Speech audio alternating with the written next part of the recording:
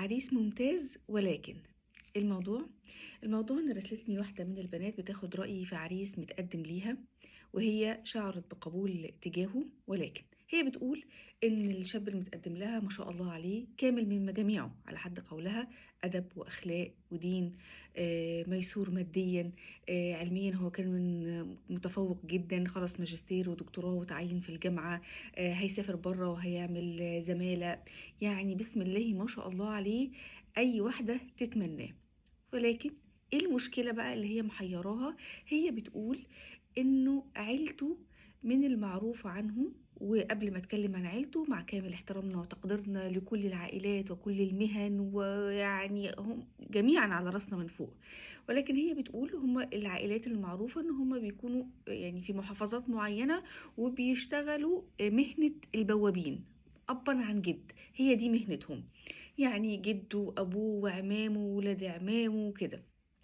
فهي بتقول ان جده وابوه جزء من اعمامه بطلوا المهنه دي، وهم ما شاء الله دلوقتي على قدر من اليسر المادي، اللي عنده عماره، اللي رجع المحافظه اللي كان فيها واشترى ارض وما الى ذلك. انتوا عارفين طبعا الوضع ده بيكون عامل ازاي. فهي محتاره جدا، بتقول انا حاسه بقبول جدا، وحاسه ان انا اتشدت له، وهو كمان متمسك بيا جدا جدا، ولكن أنا مش عارفة هل قصة إن أهله بيمتهنوا هذه المهنة، جزء منهم إلى الآن لسه بيشتغل في هذه المهنة اللي هي مهنة البوابين، وكامل الاحترام والتقدير ليهم جميعا جميعا، ده هيأثر عليا فيما بعد قدام؟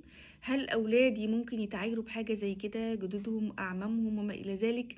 هي في وسط الكلام كده قالت لي جملة أنا حسيت منها شوية إنها الامر ممكن يبقى ليها مشكله. طب انا دلوقتي لما اعمل فرحي هم قاعدين في في مكان راقي جدا جدا في مصر، وهو كمان العربيه الغاليه، وكمان قاعد في مكان راقي جدا جدا. يعني انا دلوقتي لما يجوا اهله من البلد ويكونوا لابسين الجلابيه والعمه ومش عارف ايه، طب هو ده مش ممكن يحرجني شويه؟ طب انتي رايك ايه؟ انا هنا مرضتش اقول لها رايي، انا قلت لها استخيري وحطي المميزات في كفة، وحطي العيوب اللي انت شايفاها عيوب في كفة اخرى، ووزني ما بين الاتنين، شوفي ايه هيناسبك. انت هتقدري تتعايشي مع الوضع الاجتماعي ده ايا كان. اتقال في مرة من المرات حماكي كذا، عم اولادك كذا، جد اولادك كذا، انت متقبلة ده ولا لا؟